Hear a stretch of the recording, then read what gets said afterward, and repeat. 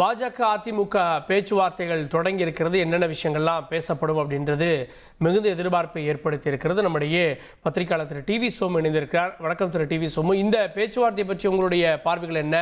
என்னெல்லாம் பேசுவதற்கு வாய்ப்பு இருப்பதா நினைக்கிறீங்க ஒரு பத்திரிகையாளரா? பாஜகவுடைய எதிர்பார்ப்பு அப்படிங்கிறது மற்றவர்கள் சொன்ன இல்ல நம்ம எதிர்பார்த்ததை விட அதிகமா தான் இருக்கும். என்னன்னா அவங்க 100 சீட்டு வேணுங்கிறதுல கூட அவங்க ஆரம்பிக்கலாம். அந்த அளவுக்கு தான் அவங்களுடைய ஒரு மனப்போக்கு ஒரு சூழலும் இப்ப நிலவுது.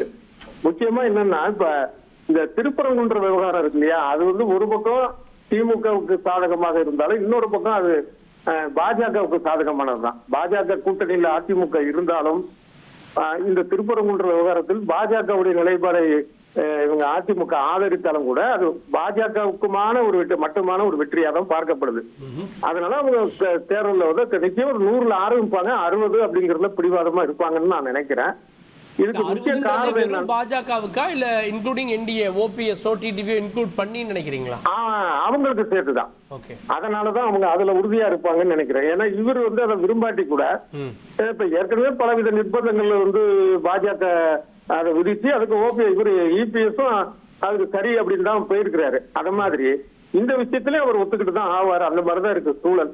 அதனால அமமுக அது மாதிரி ஓபிபிஎஸ் கட்சி இது மாதிரி வந்தாங்க, இன்னும் பல சின்ன கட்சிகள் வந்தது அப்படின்னா அது அதுக்கு நாங்க கொடுத்துக்கிறோம், எங்களுக்கு நீங்க கொடுங்க. இதுல பாஜகவுக்கு ஒரு வசதி என்ன அப்படின்னா இப்ப அமமுக தனி சின்னத்துல போட்டிடுறேன்னு சொல்லலாம், இல்ல ஓபிஎஸ்ஓ இல்ல இன்னும் வரக்கூடிய சின்ன கட்சிகளை கூட தாமரை சின்னத்திலேயே போட்டிடுறேங்கிறதுக்கு ஒத்துக்கலாம். அப்படி இருக்கும்போது சட்டமன்றத்துல இந்த தாமரை சின்னத்துடன் கூடிய அந்த பாஜகவுக்கு அதிக தொகுதிகள் கிடைக்குமே அப்படின்னு அவங்க நினைக்கலாம்.